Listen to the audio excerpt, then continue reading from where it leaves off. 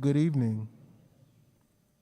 My name is Delonte Huff, and I proudly serve the Francis Marion University community as the Student Government Association Vice President. On behalf of Francis Marion University President Fred Carter, the Office of Student Life, and the Student Government Association, I would like to welcome you to the Student Government Association's first K-12 Education Symposium, a conversation about modern issues within South Carolina's education system. As you listen to our keynote speaker, South Carolina State Superintendent of Education, Molly Spearman, and the esteemed members of our panel, we hope that you will become more informed about the educational issues that impact the K-12 students of today and tomorrow. After taking in the information, we hope that you will become an advocate for the K-12 students in South Carolina schools by supporting our students, uplifting teachers, and always keeping students in mind when it's time to vote. Again, we welcome you to the first ever SGA K-12 Education Symposium, a conversation about modern issues within South Carolina's education system, and hope that it is a blessing to you.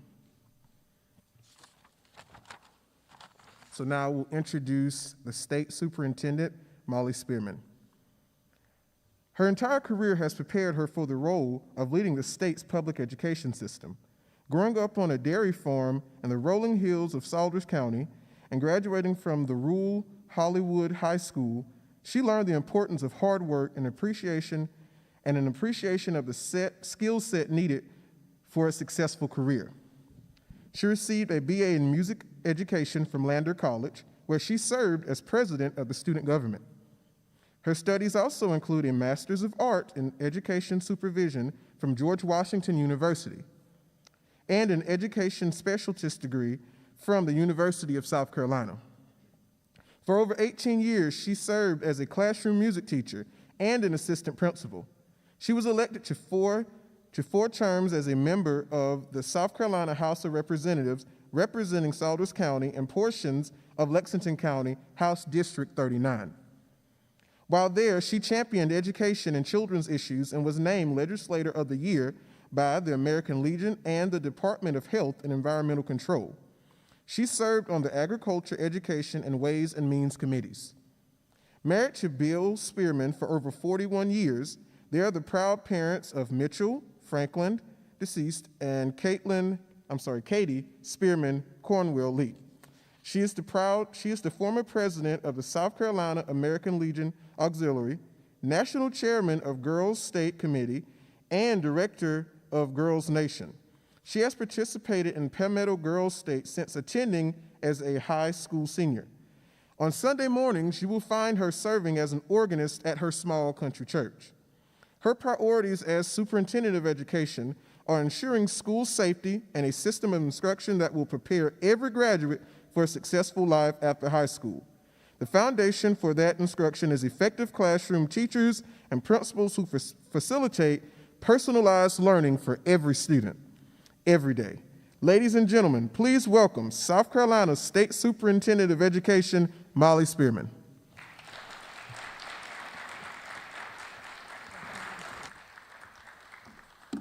Thank you. And I guess there's one part that we left off of that biography. I wore my school colors, where I have an honorary degree and a graduate of Francis Marion University. Thank you, Dr. Carter. I appreciate that, and I'm so proud of this university and the leadership that you show every day in this area of South Carolina.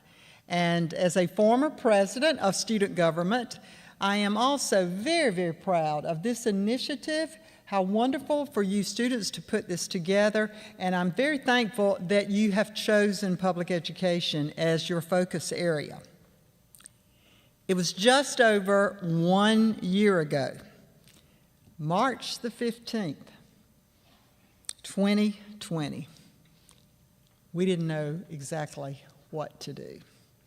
Every state around us was closing all their schools. My phone was ringing off the hook. When are y'all going to close the schools here? What are you waiting on? By the way, we had not one single case of COVID in any school in South Carolina at that time. a handful of cases in the state. Public pressure, and really the lack of knowledge about the virus, but doing what we thought was right for the moment as leaders was the reason Governor McMaster, on that Sunday afternoon, and I stood by his side to announce that all schools would shut down in South Carolina. We thought for 2 or 3 weeks. For sure, only a month. Or by the end of the year, out of the end of the school year, that we would not go back to school. Maybe we'll get back in the fall. Remember all those moments? In fact, I remember very clearly a superintendent calling me on my cell phone, "Molly, I don't know what to do. We've got this parent who showed up at school with a mask on, scaring everybody to death." My, how things have changed. And my, how much we've learned.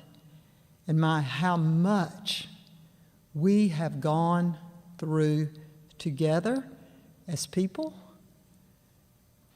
and together as a public education system, trying to serve the needs of all students and families to the best of our ability in the state. I'll tell you that every decision that we have made, and including that one on that Sunday afternoon, was made with the best interest for me of students, our staff, and our families. Some of those I might do a little differently now as we've learned, but everything at the moment was made with the best information and with the best commitment that we had. And so I say that to you students who are leaders, and as you go out and become leaders in different areas, as leaders you do make the decisions for the knowledge, the commitment that you have at that moment. Things can change down the road.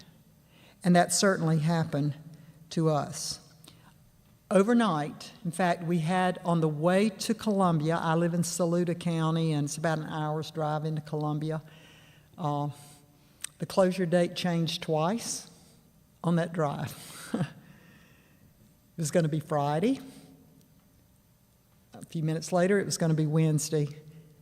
And by the time we made the announcement, it was tomorrow, Monday. So overnight, schools closed, and educators went into emergency mode to prepare packets of learning or to get their virtual system out. And our food service people got ready to start not only preparing meals, but delivering those meals. And they did over 21 million preparations and deliveries in those 3 months, 3-4 months of summer. The wide disparity of access to broadband became real that morning. Some school districts were handing out devices to students who were already prepared because they had had a couple days of e-learning. Their districts were already in a special set of about 15 of our 79 districts that had been noted as well prepared for e-learning at home. Teachers had taken training, students had practiced, they were a go. There were others who weren't quite there. They had some devices, but they had to get them all ready and get them out to the kids. Teachers were very uncertain about, how am I going to do this? So training modules started up. And then there were those thousands of students who had no access to technology at home. Many of them lived right here in the PD, down the I-95 corridor, my home county of Saluda. What were we going to do? We were going to be depending on that. Were we just going to send home Xerox, not Xerox, but copied paper for the rest of the semester for these children and think that they were going to learn that?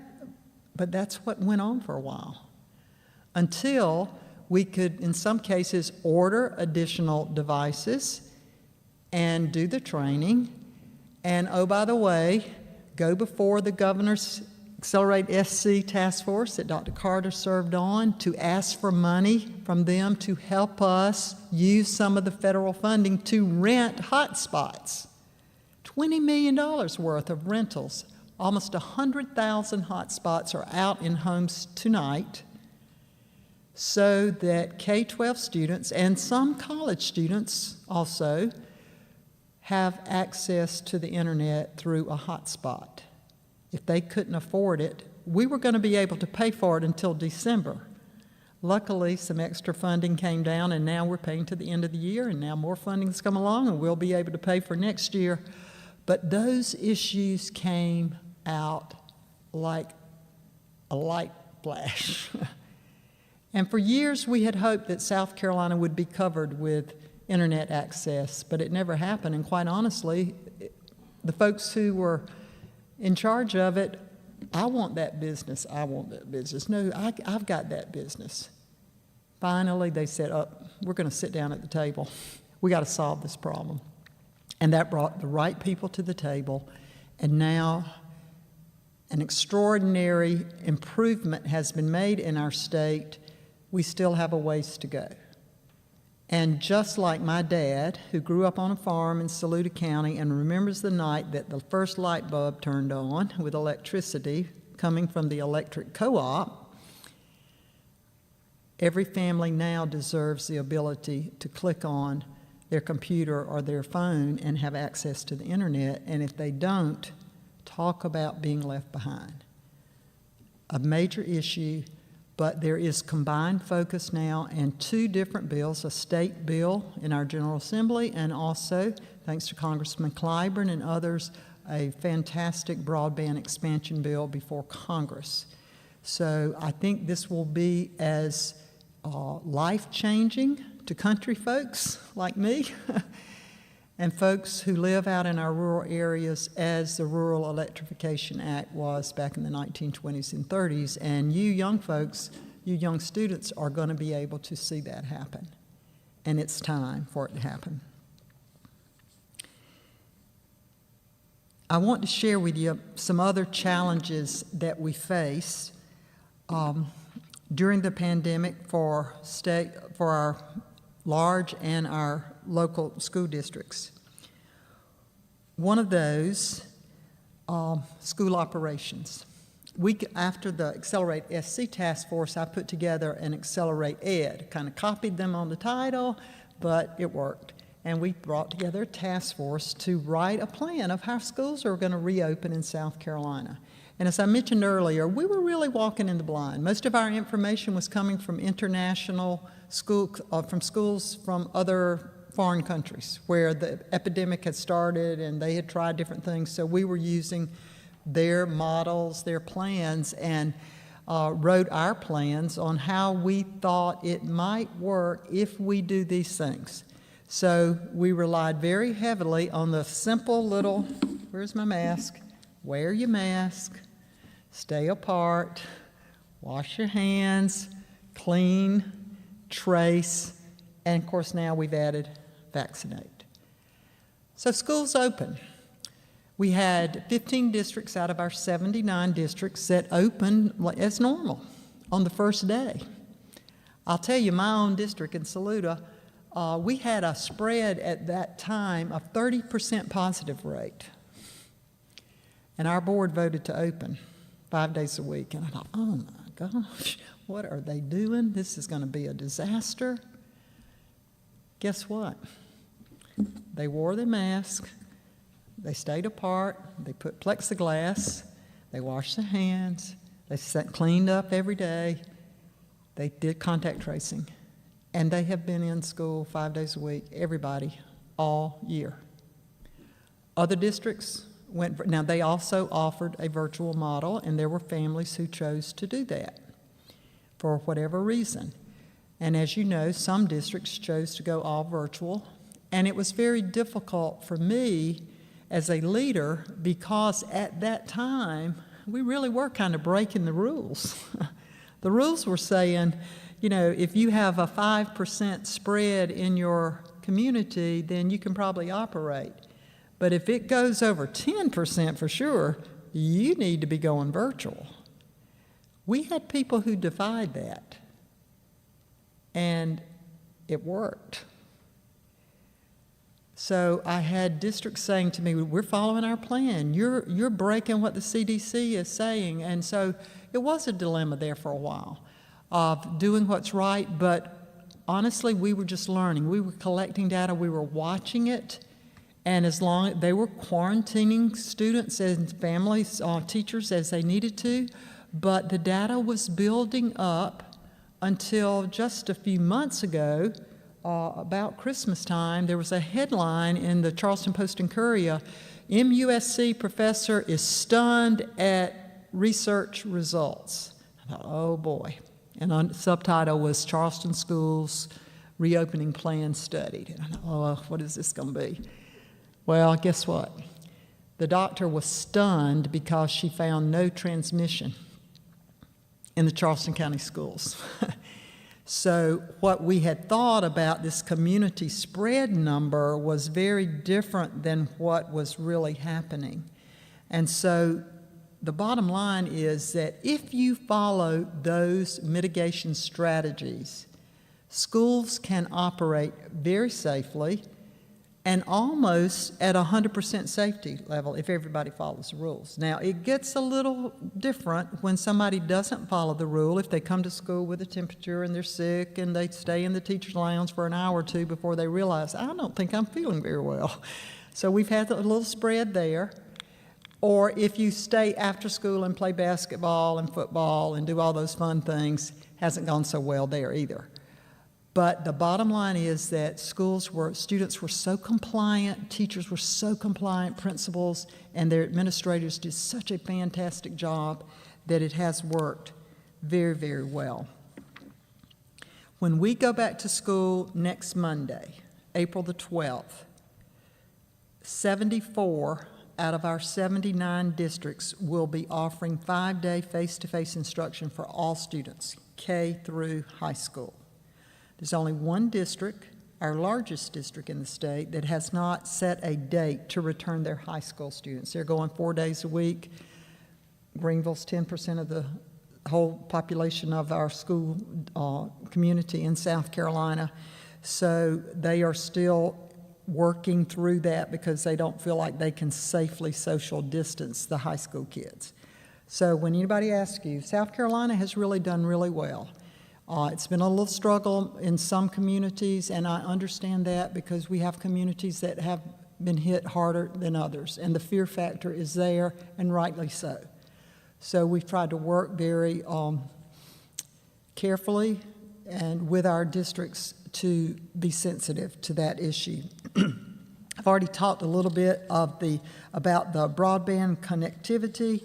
Really, really proud of what we've been able to do there. How has COVID impacted our students and their academic success? In 2020, Congress approved 2 major COVID relief packages, the CARES Act and the Coronavirus Response and Relief Supplemental Appropriations. They both contain huge amount of funding to support schools in a way that we have never had funding like this from the state or federal government.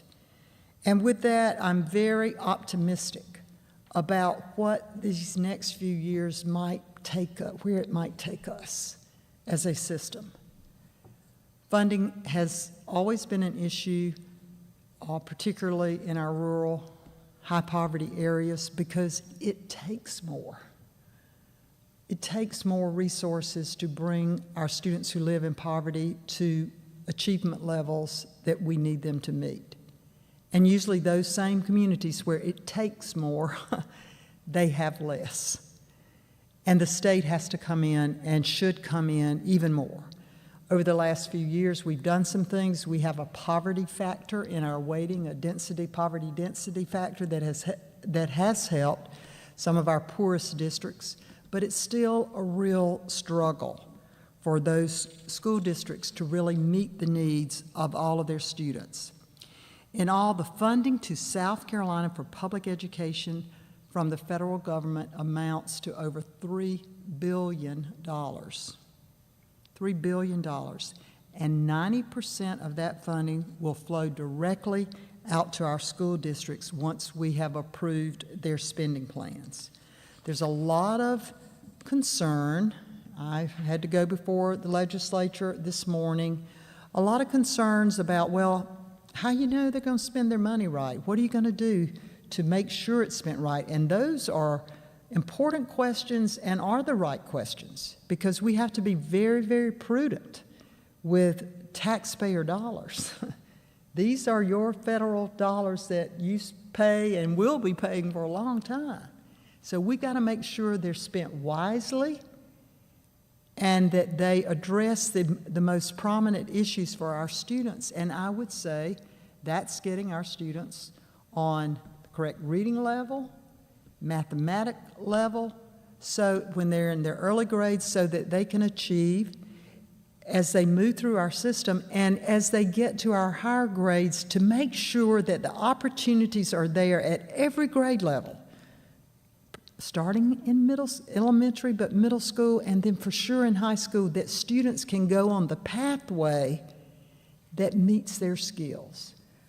And I want you students to understand this, and I hope others here do as well.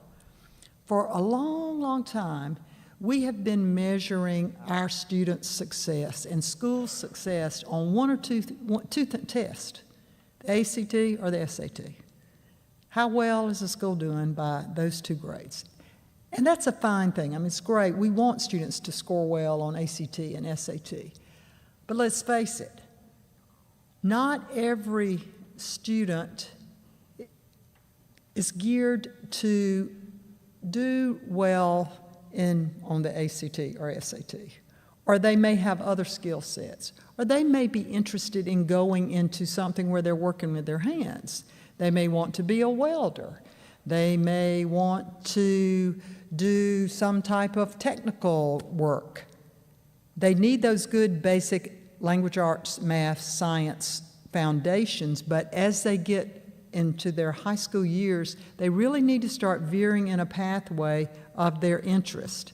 And we know that if we can meet that interest for high school students, and we can get them into some type of their career development program, and even if they want to be a neurosurgeon, if we can get them into some kind of health activity, we know, technical activity, we know that the graduation rate for those students involved in those type of hands-on activities goes up to 98% versus the 80 to 85% that we see. How do you keep students in school? Make sure they know they like what they're doing, they see some light at the end of the tunnel, they feel like this is something I really enjoy.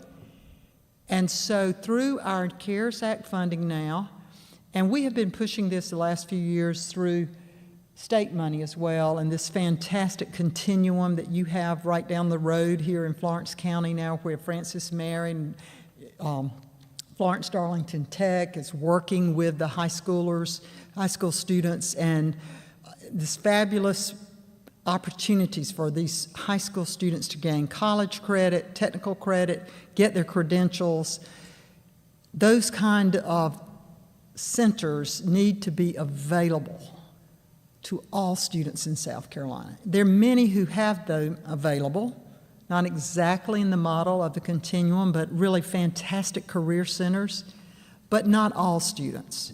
And that's a real burden that I have taken on that I hope in the next few years, and that we can use some of this ESSER funding, our federal funding, to improve the opportunities for all students. Because you see, our mission statement, the profile of the South Carolina graduate, it says that's what we're working toward.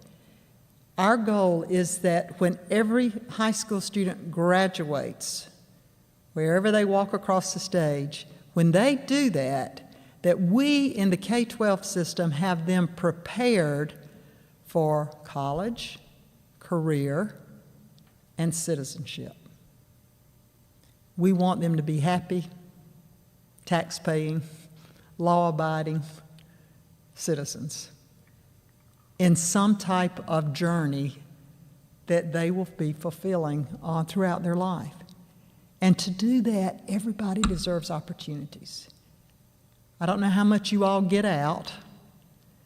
The PD, being here at Francis Marion, I know you get to see, I think, the real South Carolina. But we have a lot of folks who never get off the interstate. They live in one of our largest cities. They never really get out into what I call the real South Carolina and see. But I want to tell you, there's still disparity there. We're better than we were, but we still got a ways to go. And one of our issues is to build those opportunities so that all students can be prepared for college, career, citizenship when they graduate. I want to close with another area, and this speaks. I spend a lot of time in Florence County. I spent a lot of time in the PD since I was elected in November of 2014 and took office in January of 2015. Because I grew up in a rural area. Just quickly, I'll tell you that I taught in affluent areas. I was teaching in Lexington District 5 at Chapin Elementary School, had everything you could imagine at my fingertips. Beautiful facility, guitar lab, I was a music teacher, guitar lab, piano lab, all the Orff instruments, anything I wanted, it was right there. All the kids showed up 100% ready for kindergarten. Pretty easy place to teach. Still had some issues, but nice. But I wanted to go back home, and I lived across the river. And I talked my husband into it, got a job back home in Saluda where I'd always dreamed of teaching. Went to school there. I didn't know what I was missing out on while I was going to school. I knew I wanted to be a music teacher. Never had one when I was in school. I didn't realize that other kids across South Carolina got to go to music and PE and all that. I didn't have all that. We did have a PE teacher once I got to the 8th grade. So I go back home to teach and left this beautiful facility, and I was literally teaching in an old, used, portable, no air conditioning, upright piano, no bench, and I brought my own record player. Those two schools, as the crow flies, were 19 miles apart. Now, it's changed, and it's much better. They passed a bond referendum. The SACS committee came in, and I was standing there teaching, and perspiration was dripping off my nose, so they wrote that in the report, like, y'all got to do something for that poor music teacher. That's terrible where she's teaching. So we wrote grants, finally got a bond referendum passed, and I'm really proud of the system in Saluda now. They exceed what they're supposed to do. Their children score higher. They have a lot of children in poverty. They know how to teach, and they're doing a great job over there. But my burden, and that's really why I ran for state superintendent, I didn't want to see that disparity continue. And I knew the Abbeville lawsuit still had not been settled. In fact, right as I was taking office, the settlement decree came down from the Supreme Court, and it said, state, you got to do something. But it also said, rural districts, y'all need to come up with some solutions. What are y'all going to do, rural districts? And that stuck with me. And as I got into office and started working, and there were districts where I had to go do assistance and help out, and there were problems, and there were money problems, and there was this problem, that problem. It generally was in our smallest districts. And really it all kind of started at about 1,500. And at the time we had 10 districts less than 1,500 students. Now listen to me, our smallest district had 597 students in the whole district. Right down the road from here, Florence 4, had about 670 students in the entire district. They were broke. We had already gone there several years ago to help financially, and that had happened again. And the lowest performing elementary school in the state at the time was Brockington Elementary School. We had to do something. Others had ignored it, but I could not ignore it. And I worked with the legislature to get additional authority that I could quickly, not wait 5 years, but could quickly go in and make the changes that needed to be done. And it started with some leadership, and it meant teachers needed some extra support. They were so thirsty. They came on Saturdays, and we didn't even pay them, but they came on Saturdays for professional development. The students, what can I do to help you? I want to be a welder. They won't let me go to the technical school. No students at the time from Timminsville High School were going to any technical programs. They had a business program that was really very weak. All that changed with 2 or 3 phone calls. And the young man who raised his hand now graduated at the Continuum and has gotten a job and moved up to a bigger paying job already. He graduated last spring. And I'm so blessed and thankful by that. But what I want you to know is, and I'm talking too long, so I got to wind this up. I could go on all night. Efficiency. That's what the rural school districts, some of them, I'm going to say most of them, there's always exceptions to the rule, most of them were very inefficient. It's hard to make it when you only got less than 1,500 students. The amount of money you get, you just can't hardly run a district. You can barely pay your teachers. You can't offer all the stuff that kids need today.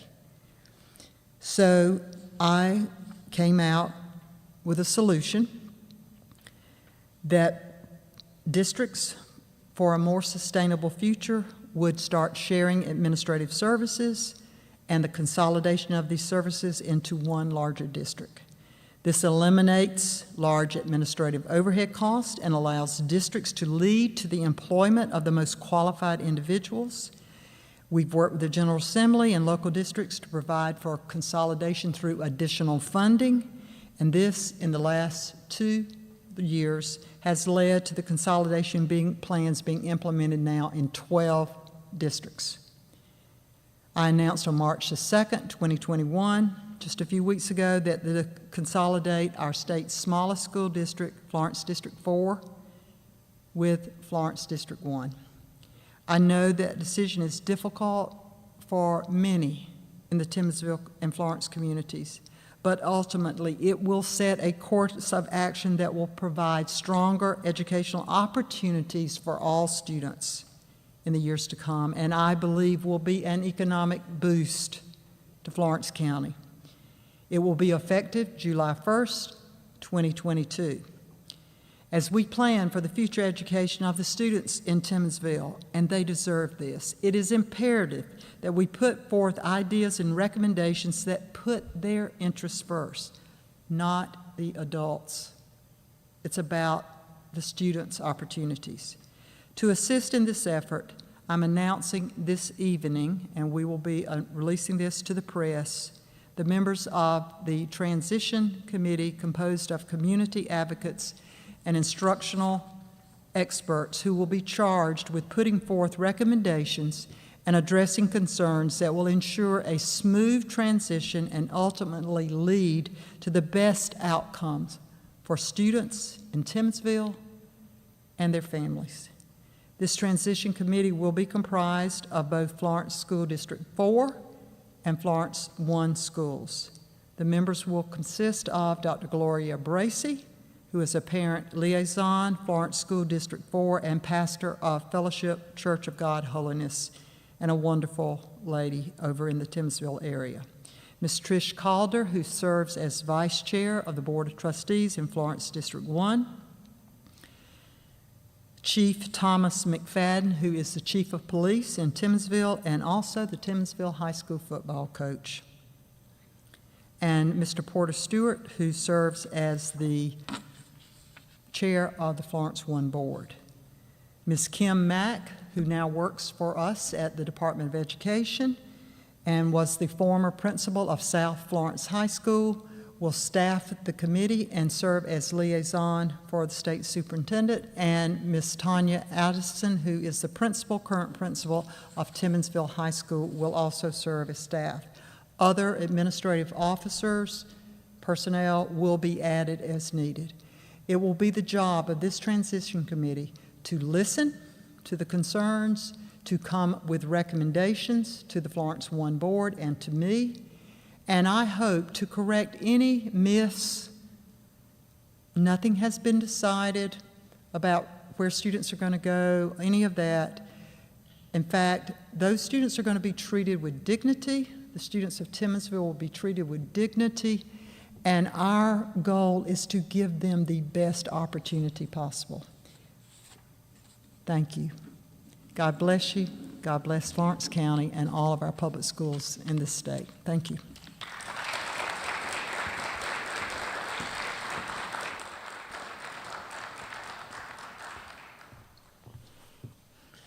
We would like to thank Superintendent Molly Spearman for her remarks. Can we give her another hand?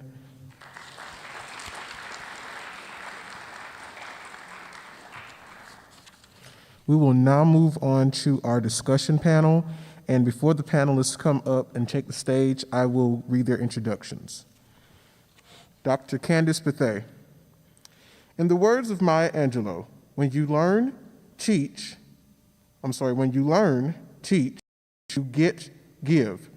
The simple yet powerful life lessons guides the work of Dr. Kandace Bethea, who has dedicated 24 years as a public school educator in South Carolina. Her career began as an elementary teacher in Lexington County. During her tenure in education, she has served as a school administrator in Sumter, Richland, and Marion counties. Dr. Bethea also brings district leadership capacity through her roles of serving as Director of Instruction and Federal Programs for Marion Schools, School District 1, as the Deputy Superintendent and Interim Superintendent for the Consolidated Marion County School District, and officially becoming Superintendent in January 2017. Dr. Bethea prepared herself academically in the field of education through her studies at the University of South Carolina, where she earned a Bachelor's of Arts degree in elementary education / interdisciplinary studies. She continued her formal training by receiving a Master of Educational Leadership degree, Educational Specialist degree, and a Doctor of Philosophy degree in Educational Leadership, all from the University of South Carolina. Dr. Bethea's educational vision is to create a school system that promotes high-quality teaching and rigorous and engaging learning experiences that will prepare all students for college, careers, and citizenship. Dr. Bethea has a very active personal life with her husband, Jeremy, who is the pastor of historic Mount Olive Baptist Church, and with their children, Jameson, Jillian, and Justin. Her mother, Deborah Rames, is a retired educator and planted the first seeds to Dr. Bethea's desire to become an educator. Ladies and gentlemen, please join me in welcoming to the stage Dr. Kandace Bethea.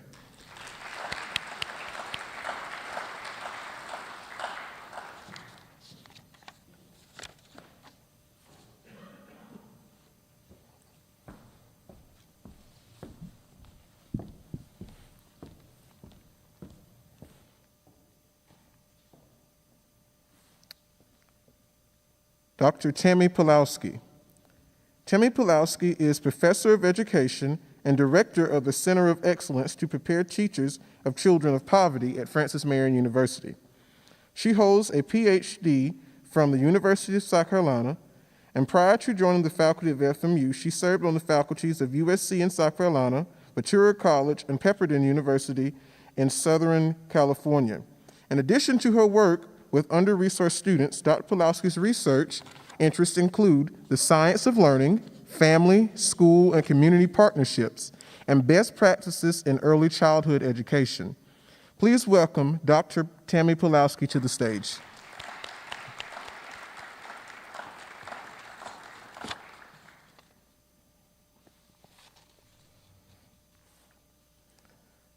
Dr. Callum Johnston. Dr. Callum Johnston is currently a professor of education and interim dean for the School of Education at Francis Marion University. Johnston teaches courses in methods and materials for early childhood social studies, science, and has taught classes that range from early childhood children's literature to graduate classes in research, and have developed and taught courses in classroom management and social development. Dr. Johnston graduated with a Bachelor's of Science degree in Special Education from the College of Charleston, a Master of Education in Early Childhood Education from the College of Charleston as well, and completed his PhD in Early Childhood Education in 1995 from Florida State University. Dr. Johnston has taught pre-kindergarten, first and third grade, all in South Carolina public school system. He has been preparing teachers for 29 years and presented both domestically and internationally. Please join me in welcoming Dr. Callum Johnston to the stage.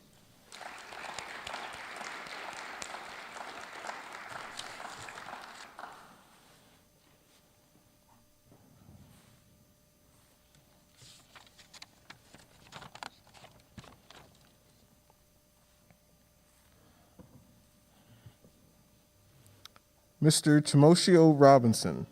Timothio Robinson is a native of Kingstree, South Carolina, where he grew up under the beloved and wise care of his grandmother, Mamie Robinson, who instilled in him the value of hard work and the importance of receiving an education. Before attending college, Ty was educated in the Williamsburg County School District and graduated from Kingstree Senior High School in May of 2017. Currently, Ty is a senior first-generation college student at Francis Marion University, majoring in political science and American government. At Francis Marion, Ty has served in a plethora of roles and leadership capacities, who have all prepared him for his role in which he currently and gracefully serves. These roles include Student Government Association Senator, FMU Campus Diplomat, Orientation Leader, Vice Chair of the South Carolina State Legislature, Treasurer of the FMU Chapter of NAACP, President of InterVarsity Christian Fellowship, Lead Resident Assistant, Statewide Constitutional Counsel and Chair of the Ways and Means Committee for the South Carolina Student Legislature, Student Government Association Treasurer and Vice President, and currently as the 5th year Francis Marion University Student Body President. As Student Body President, Ty has cherished the opportunity to serve his fellow Patriots in the entire Francis Marion community while fulfilling his love and call to public service. This year, as Student Body President, Ty, along with his e-board, have streamlined a number of programs and initiatives that encompass financial literacy, mental health stigma, diversity and inclusion, raising the campus minimum wage, refocusing SGA's attention to legislative policy and advocacy, professional development, and much more. This fall, after graduating from Francis Marion, Ty will begin studies to complete a Master's of Public Administration degree at the College of Charleston, where he will be serving as a Residence Hall Director within the Department of Housing and Residence Life. After leaving the College of Charleston, he intends to complete his law degree at the University of South Carolina. Ty is looking forward to a great career in public service where he has great hopes and aspirations of becoming South Carolina's first Black governor. Ty considers himself to be a lifelong learner and strongly believes that education is not preparation for life, but education is life itself. Ladies and gentlemen, please join me in welcoming Francis Marion University Student Body President, Timothy Robinson.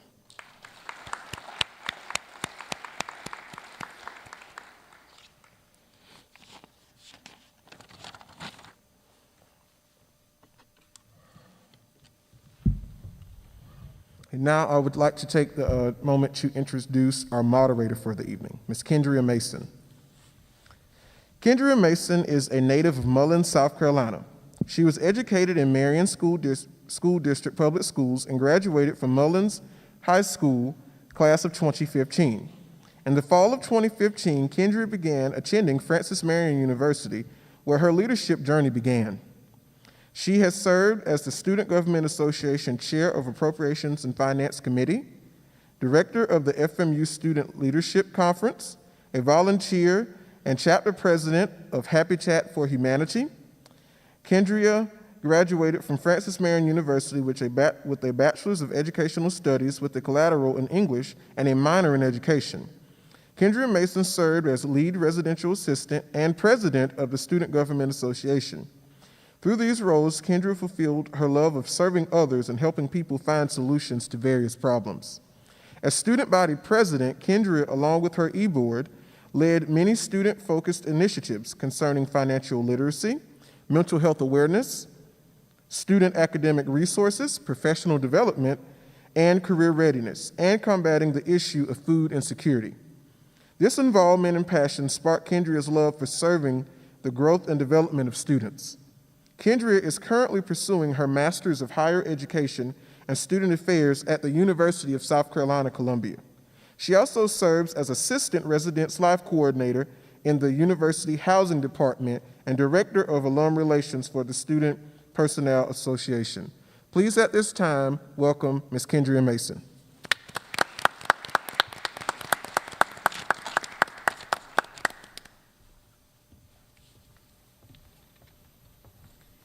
Hello, everyone. Thank you for having me. So we'll start with our first question for our panelists. Access to quality education is extremely important. Do you believe that all school-aged children in the state of South Carolina have access to a quality education? And anyone on the panel can start.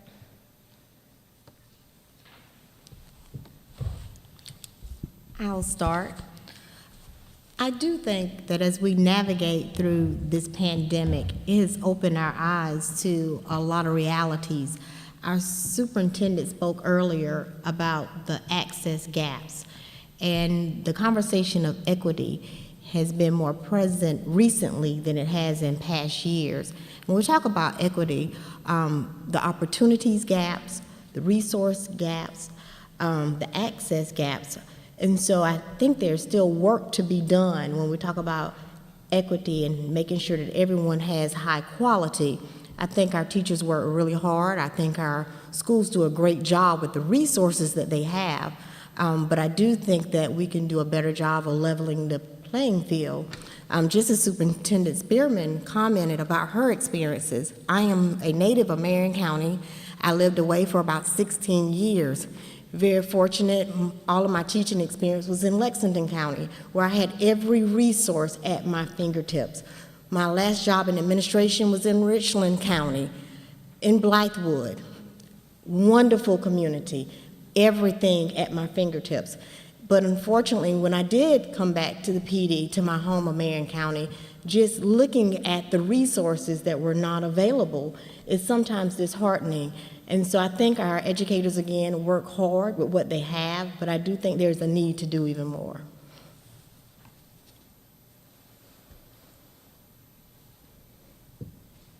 Is there anyone else on the panel that would like to answer?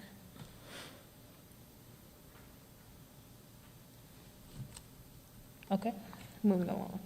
Looking again at the quality of education in our state, do you believe that how prepared a student is for college depends greatly on where one is educated in the state?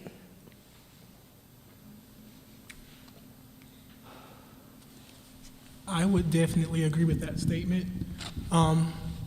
Like Delonte said, I would graduate from King Street Senior High School, which is in Williamsburg County.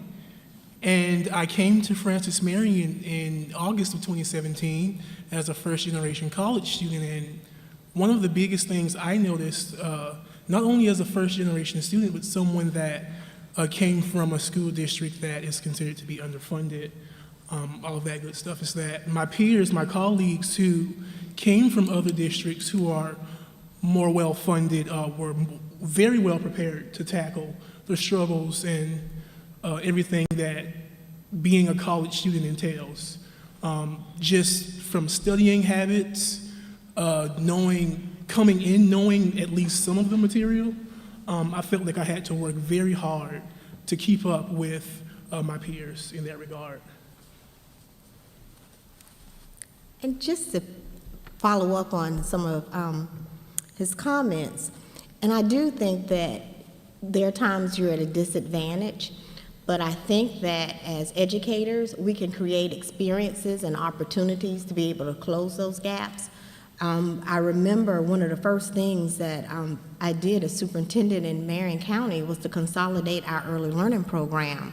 And at that particular time, our 4K teachers know I've been in this building for 20 years, I've been in this building for 15 years. But we had less than 200 students spread out in all facets of the county, and putting that program under one umbrella, adding a Montessori program in that facility, and making sure that we visited other sites. You can learn from others, and making sure that the resources were there as much as we could within our means.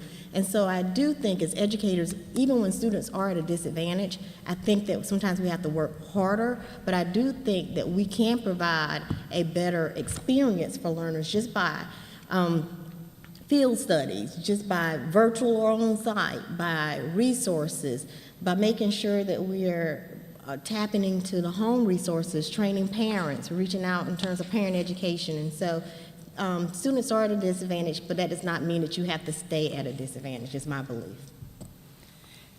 I'd like to add to what our other panelists have already told a little bit about. At Francis Marion, we have the Center of Excellence that is specifically designed to provide opportunities for teachers, just as Dr. Bethea discussed. Our work is really about lifting up where there is a need, putting in place the stepping stool for students who arrive without the resources that they need for whatever reason. And so when teachers have those skills to recognize a way to look at a student through an asset approach as opposed to a deficit approach, it allows us to look at a student's strengths. I mean, who can imagine Ty walking into a classroom and recognizing him as having deficits, but instead we can look at the strengths that he has and look at how those have been capitalized on. So when we know what to do and how to do it, particularly using the science of learning as our guide, we can find those great, big, powerful brains that students have, and we can provide those steps up that are needed to level the playing field and to provide that equitable access. And just to follow through with some of that, regardless of where an individual is, if you look at the resources that are available within any given region, if a skilled teacher is able to tap into those resources so that they become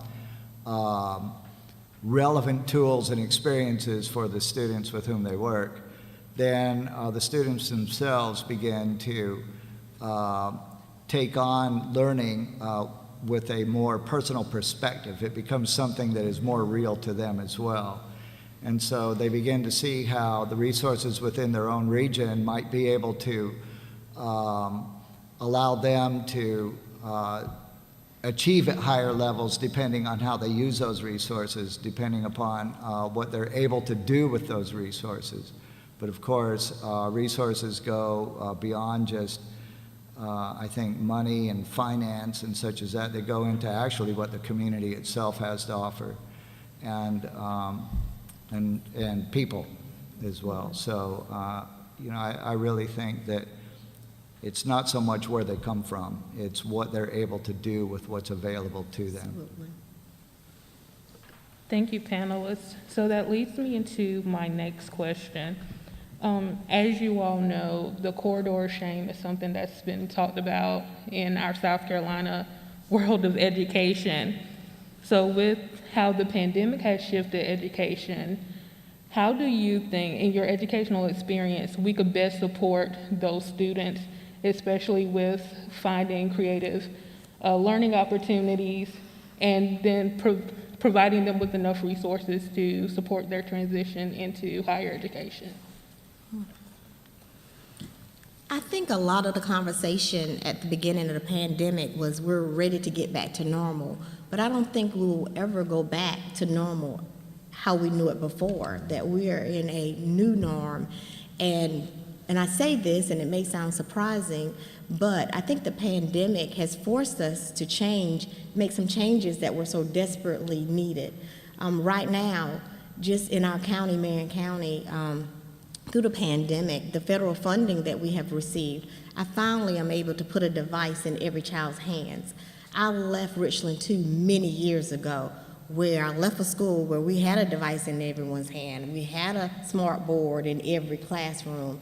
When I returned to Marion County, we're excited about getting a few smart boards.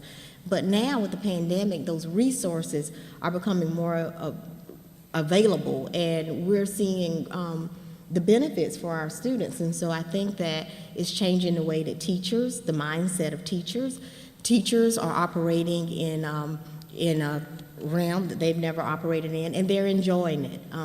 At first, very, very hesitant, but now they also see the benefits of having more virtual resources, having more technology embedded into the classrooms, because we're competing now with the technology world, and the regular textbook, pencil, and paper is great, but there are resources far greater than that that are available. And so I think that the pandemic has allowed us to push the envelope in education, and I think it is a very good thing. And so I'm not looking forward to going back to the old norm, but us continuing to adapt and evolving in our system to meet the demands, to make sure that our students have experiences.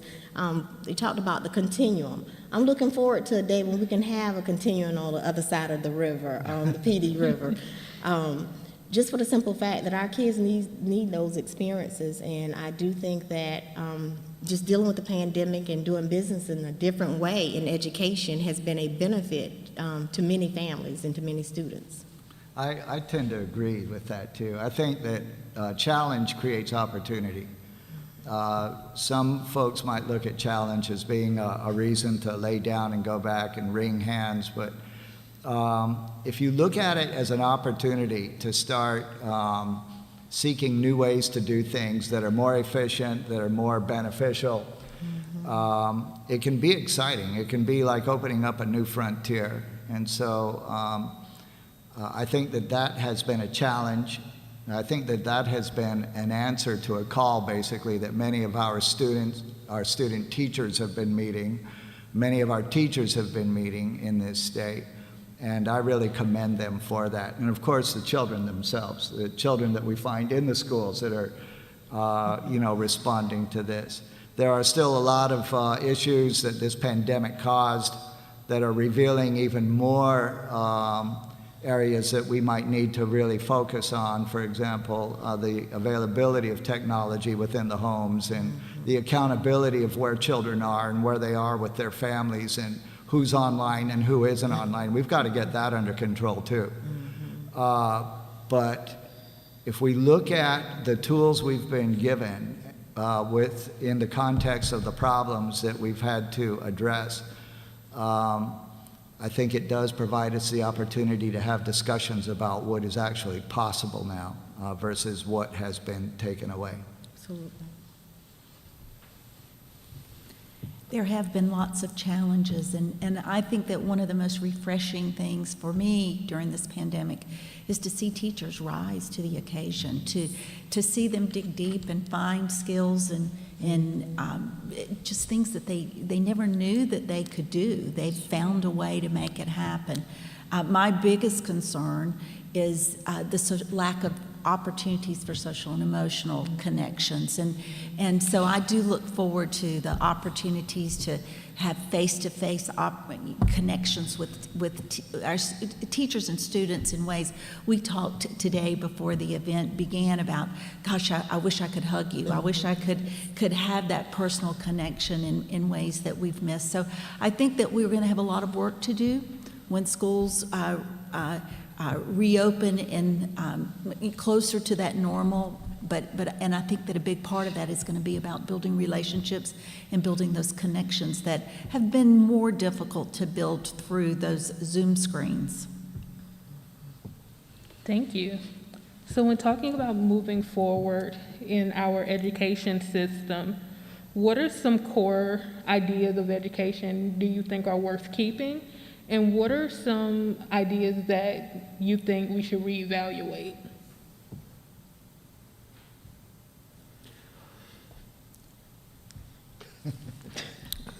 Well, I'll start. one of the things that I think that we need to truly keep is a stronger focus on early learning. Early learning just sets the stage. We spend so much of our funds on interventions, remediation, and which are needed because we have to do what it takes to close the gaps as they go on into the elementary, middle, and high school. But if we channel that same energy into making sure that the foundation is solid from the beginning, and I would love to be able to start 3-year-olds in our district and not even wait till they get 4. Did some experimenting with that 2 years ago when we had some open spots. We brought in some 3-year-olds, they excelled. We know that many of our students in my community, they may not be in daycare, they may not be in a structured program, and so the sooner that we can physically get our hands on them to start intervening and providing remediation, that's a benefit to the child. And so focusing more on early learning, the resources and the research around early learning, the social emotional component of it, as well as the academic component of it is so important. In terms of getting rid of, I think that so often we focus so much on just, how can I put it, teaching to the standards, but not necessarily focusing on the application to the real life. And what I mean by that, I want students that can walk out of our doors and they can go to whatever sector, whether it's military, whether it's college, to be able to function at whatever level. And so the reality of it is making sure that we are, again, providing experiences for kids that provide real life application. I want you to know how to do this math problem, but I want you to know how this math applies to your life, or how this science applies to your life, or how you can't even do anything in this world without having good technology skills today. You can't even go to a doctor's appointment without signing in electronically, or doing any type of business without having technology background. And so making sure that we have kids that are very well-rounded. When we talk about the profile of the South Carolina graduate, I'm thankful that it just doesn't focus on the academics, it also focuses on those technical skills as well. So. And I'd like to add to that also, we have to focus on social emotional skills, and you mentioned that, and I read just earlier today about a study that looked at what CEOs of major companies, Google, Intel, Facebook, those kinds of companies, what are they looking for? Content knowledge was third on the list of 5. First was the ability to cooperate with others. There was persistence at difficult times, that idea of putting forth effort. And so I think that it's really important that we find ways to, in addition to providing good content, opportunities connected to the standards, as you mentioned, but that we teach people, not just standards, and that we find ways to make those people as competent, and Molly mentioned this, as being good citizens, so that they're able to go out, work with others, be effective, take a task from start to finish. And I think all of that becomes a way of thinking about teaching as teaching the whole student as opposed to segments of content. See, and I'd like to weigh in also, if I could, on this. I really strongly believe that we need to be careful with how much technology we are involving our youngest students with. And being an early childhood educator, I'm talking about children who are in their formative years developmentally, with language, with the ability to interact with other people, with the skills that they are trying to learn as they become more empathetic, as they become more of a cooperative worker rather than as an egocentric little person running around. They can't get this if they're staring at a monitor. And I understand that the need to try to address education through distance learning, especially as it was brought on by this pandemic. I was recently in a meeting where one of the superintendents at that meeting said the first thing he was going to do was to make sure that all the pre-K-3 classes were face-to-face. He was bringing them all back. There was not going to be anybody who was going to be online anymore if they were within that education group. And I totally agree with that. I think that's extremely important. Our children learn to read during those years. They learn to speak during those years. They learn to get along with other people during those years.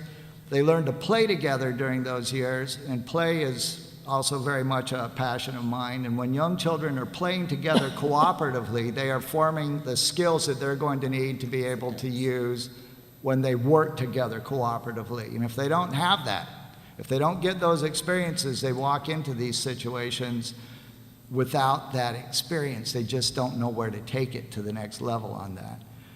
So I just wanted to kind of like follow through on some of that.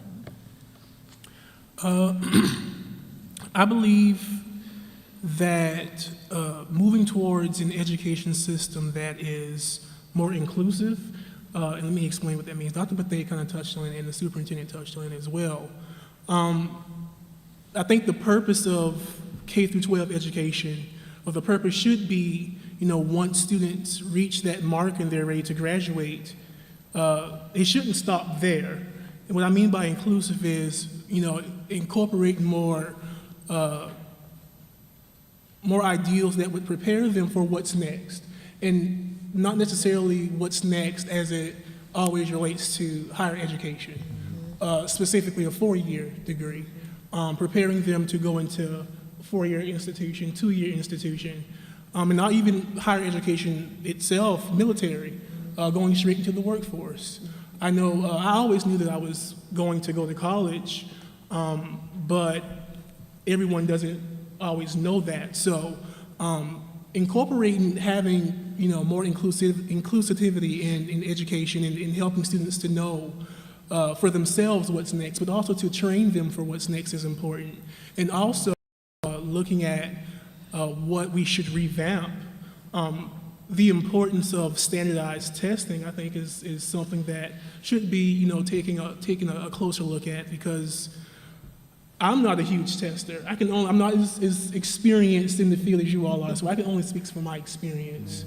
And in my experience, having those tests, ACTs, SATs, PSATs, all that good stuff, tell me how qualified I am to go out and do certain things.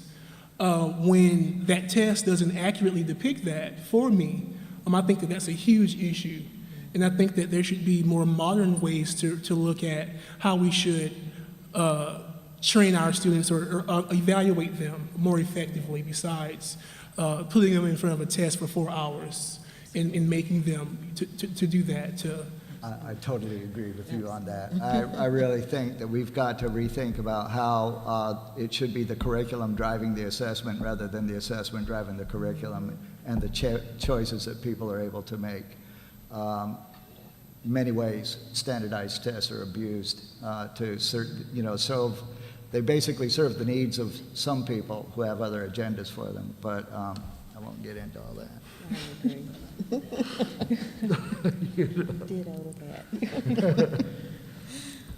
So our panelists kind of touched on this a lot, actually.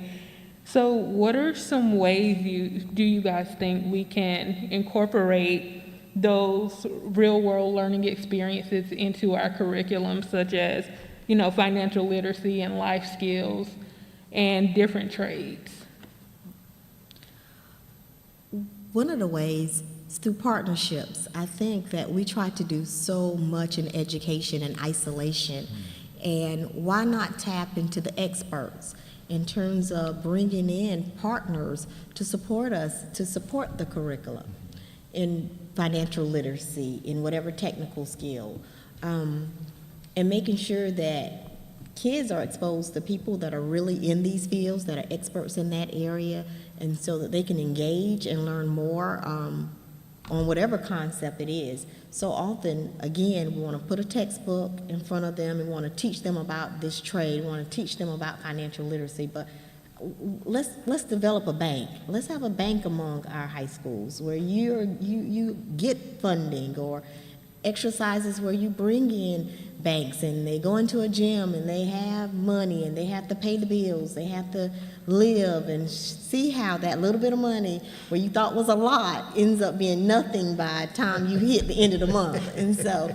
just providing experiences, but again, you have to plan for those things. You have to be very well planned for those experiences. And so I think that moving outside of our envelope of just having a speaker come in and talk about a career, engage children in the science behind that career by bringing in the experts and partnering with different businesses and industries, as well as universities as well.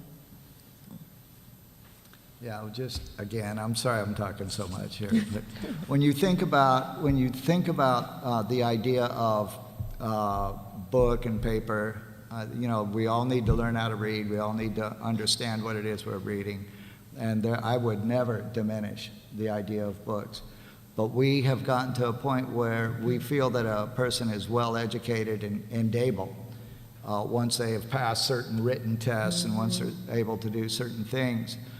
But I try to bring it out I try to give examples to my students in my classes is that, you know, our students need to be applying hands-on activities. They need to apply that stuff that they're learning.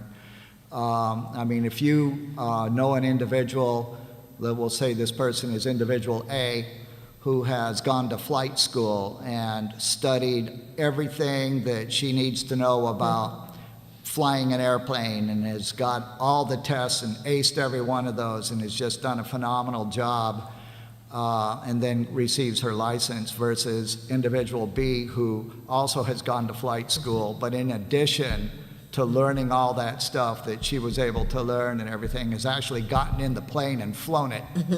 Who are you going to get in the plane with? You going to get in with A, or are you going to get in with B?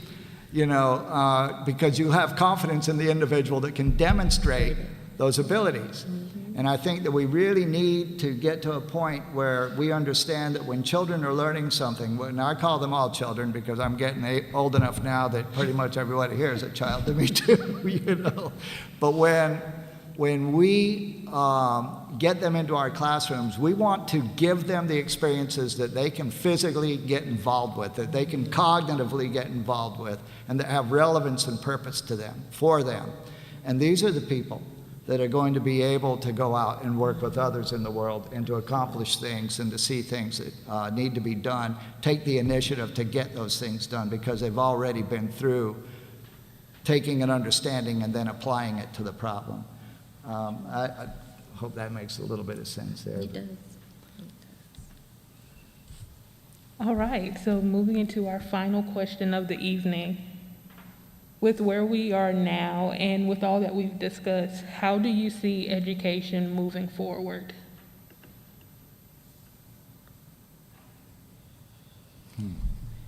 I think we have to really rely on we hear this phrase, follow the science, and I think we have to follow the science of learning. How do brains grow and develop, and are we concentrating our efforts in a way that is designed to peel back the layers, reveal those big, powerful brains, give students the opportunities that they will find challenging and motivating? Are we capitalizing on what we know about how brains work? Are we leveraging that power? So many times we operate in schools and in educational settings the way we did 10 years ago or 20 years ago or 40 years ago. I think that there's lots of new information that's out there now that we can use to make learning look like Dr. Bethea and Dr. Johnston described. We can make it look that way, and we can do it because it's good for brains, as opposed to doing maybe what we've done in the past. So I think that we have to really just look at what's new out there and follow that science like we're trying to follow the other sciences that exist in our world. I think moving forward, or attempting to moving forward, is going to be very difficult. Because if we all just decide to move forward with our individual systems, school districts, especially looking at if one district is positioned in a place that another district isn't, moving forward collectively is just going to make that first district stay above that, if that makes sense. So I think moving forward begins with implementing a system that is uniform everywhere, no matter where you are. You should not, your level of education, your quality of education should not be dependent on where you live, should not depend on where you're from. So moving forward starts with incorporating some type of uniformity, and then taking into consideration where we are in time, where we've come from, where we want to go. I think it's time to revamp how we educate.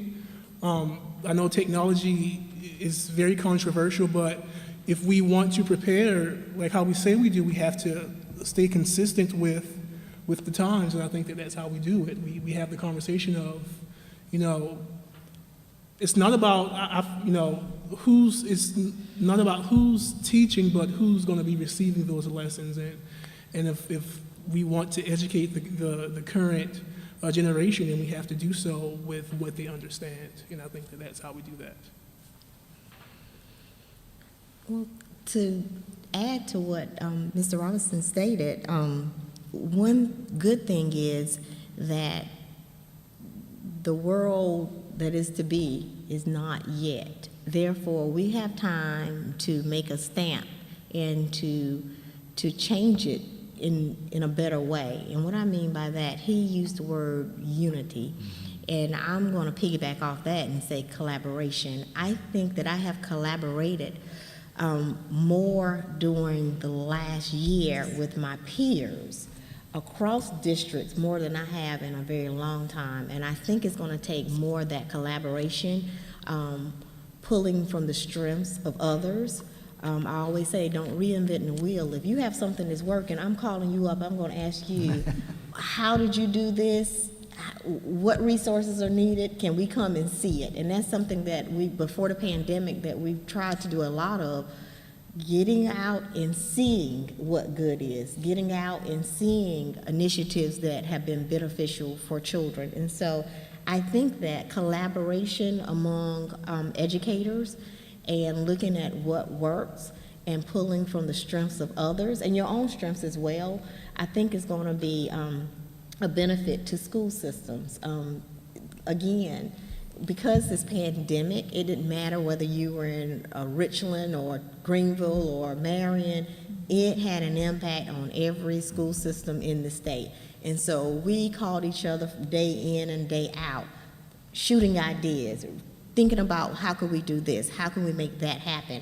And I think in every conversation you were able to glean something that helped your system. And so we can continue that same work together as school systems in the state. I do think that we'll be in a better place throughout South Carolina, whether you're in a rural district or a more urban district. And I do like also what Mr. Robinson was mentioning, and that is that regardless of where an individual is educated, he or she should have access to a high-quality education that will successfully prepare, or at least what I call optimize his or her chances for success in the world. And to kind of piggyback off what you were saying too, you mentioned the skills for tomorrow. I mean, if we are preparing children to be successful today, then by the time tomorrow gets here, they might not have the skills they need to have. So we need to be looking forward at the kind of skills and knowledge that our students are going to have in order to be successful tomorrow, because the world is changing very quickly. I mean, we have come into new ways of doing things that are not going to revert. We are always going to be looking at leftovers, actually, from what this pandemic has created. And that's not always bad, because there will be opportunities that have been generated as a result of these challenges that I think we need to start considering what we need to prepare our students for, those opportunities. We need to consider like how we're going to prepare our students to take advantage of those opportunities in the future. And so, yeah, the skills today, you know, you got to be able to read, you've got to be able to communicate, you've got to be able to do some basic math, you've got to be able to communicate well, you've got to be able to get along with people. But what are some of the other skills that are going to be needed for tomorrow when new technologies come out or when new opportunities, new industries actually begin? That's what we have to start thinking about.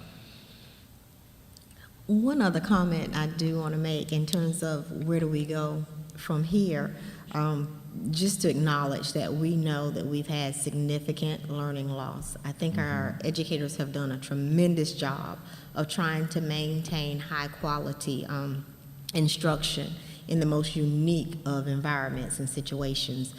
But again, we know that we did not reach every child. Every child, though hotspots that we gave them did not work. If your cell phone won't work at your home, that's down that dirt road, the hotspot is not going to work because it runs off of a cellular system. And so we know that we've had some children out there that did not get what they need. They needed at that particular time, and therefore, how do we mitigate that learning loss? What is the best plan for that academic recovery? Is it interventionist? Is it summer school? Is it extended school day? What is the best formula? What is the best approach to make sure that we're closing the gap? Because we should be committed that we're not still talking about learning loss 5 years from now, 6 years from now, talking about the learning loss from the pandemic. I think kids can learn. I think that kids learn at different rates, but I think that all kids can progress academically, period. And I strongly believe that, and I think that we can't use the pandemic as a crutch as to why kids are not performing. We've got to analyze what the needs are of our children and to be able to provide them the support that they need. And when I say what they need, that again goes to equity. That doesn't mean that every child needs the equal thing, but every child needs what they need to be able to be successful. And so making sure that we are looking and making sure that we're progress monitoring, and when it's not working, sometimes we have a system that even when it's not working, we're going to keep on because we like it, we want to hold on to it. But you know, it's time to look at things that are not working and what's going to move children academically. So. All right, thank you to our panelists for a wonderful conversation. Let's give our panelists a hand.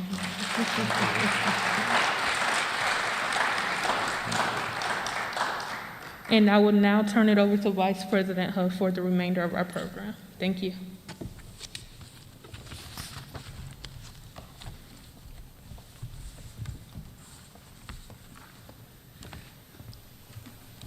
Can we give our distinguished panelists another round of applause?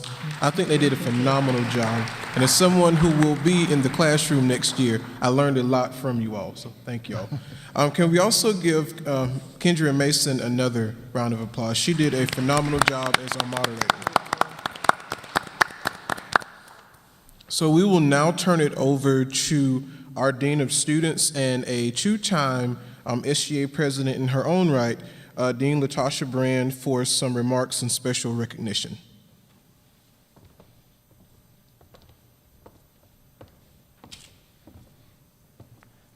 Good evening. Good evening. Am I in here by myself? Good evening. Good evening. This was a buffet of good conversation, and I hope that you all had. If you're as full as I am, this was really, really great. The information that we received tonight, I think when I stepped to the microphone, I think the thought that came to mind is many hands makes light work. And so I hope that everyone under the sound of my voice finds this as an opportunity, that it's not a their problem, but it's a our problem. And if we all put our hands together, then I think the change that we want to see, even though tonight we were talking about the challenges, but I hope that you see the opportunities that we can all come together and really make the change for our students in the state of South Carolina. I'm tasked with the responsibility of, saying thank you on behalf of the Student Government Association. And so as my role as Dean of Students, I get to work with the Student Government Association, and I'll tell you it's a privilege to work with these future leaders. And on behalf of the SGA, first they want me to express to Dr. and Mrs. Carter, thank you for providing the support and the wisdom and guidance to them as future leaders, and giving them the opportunity to provide platforms such as this to generate a conversation around the issues, so that we can also identify the solutions in order to make the change and spark the change that we want to see. And so we really want to express our thanks to you tonight. We want to say thank you to many of our senior staff members who may be present tonight. Thank you for coming out and also being a source of support for these student leaders whenever it is that they want to put on opportunities like this to, again, discuss change, because that's what they do. They promote positive change in the campus community. And so we thank you for joining us tonight, and we thank you for being, again, that source of support. And if we have any of our faculty or staff here tonight, we thank you for also joining us and being a source of support to our students. Again, we thank you for coming out and spending time with us, and I hope that, again, your takeaway from this is how can we all come together to be change agents. Tonight, we also have our Student Government Association leaders there on my right, your left. And so to our students, please make sure that you connect with your change agents in the campus community, and again, find out from them what it is that you need from them, and what they can do for you to, again, continue to promote positive change.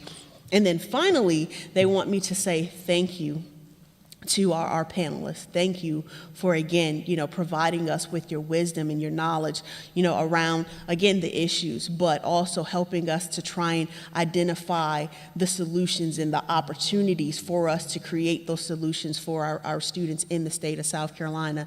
And we would like for you to accept a small token of our appreciation. And so next to you, near your chair, there's something from, the Student Government Association, just to say thank you for joining us on tonight. And again, I do hope that this is not the beginning and end of the conversation, but that this is just the beginning, and that we'll continue to have the hard conversations that will allow us to continue to create change in not only the Francis Marion campus community, but the state of South Carolina as it relates to K-12 education as well as higher education, because those young men and women will then come and be Francis Marion students and join us in the higher education community. And so I want to say thank you for, again, coming out and really giving us some good wisdom and things to think about. And so now I'll turn it back over to, or actually, I think we'll have our closing remarks by one of our members of the Student Government Association, and that's Tristan Sherd, to do our closing remarks.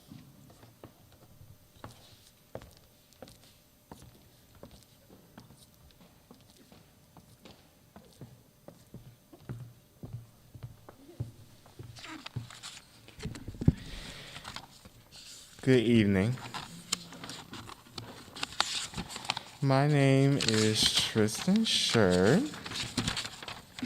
Take my time. And I serve the Francis Marion Youth Student Community as a senator within the Student Government Association. I would like to thank each and every one of you for coming out and supporting tonight's event. An extra special thank you to tonight's guest, which is State Superintendent of Education, Molly Spearman, Dr. Kandace Bethea, Dr. Tammy Pawloski, and Mr. Ty Robinson, and Dr. Callum Johnston for participating and doing such an amazing job. Let's give them a round of applause. Following behind Dean Brand, I would like to say thank you to my fellow SGA senators for all their hard work and dedication in not only making tonight successful, but for their dedication to SGA throughout this entire academic year. Thank you to President Robinson and the SGA Executive Board, your amazing leadership and service this year. I know that it has not been easy, but I also know that our student body is better off because of you.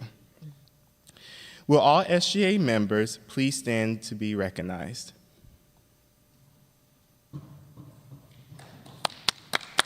Give them a round of applause.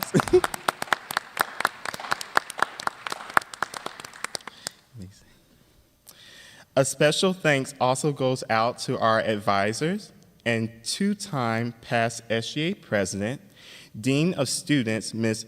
Latasha Brand, Vice President for Student Life, Dr. Christopher Kennedy, and all staff members within the Office of Student Life. And lastly, thank you to President Carter for supporting SGA so much this year. We appreciate your leadership and all that you do for the student community of FMU. K-12 education is not a conversation that is had so easily, but it is a conversation that is important and essential to the overall success and growth of the system that serves more than 700,000 of our brothers, sisters, cousins, and friends, and other close ones each year. It is my hope that the topics discussed here today will be used for the betterment of our system of education here in the state of South Carolina. Once again, thank you all for coming out. This concludes tonight's program. Please drive safe and have a great rest of your night. Yeah,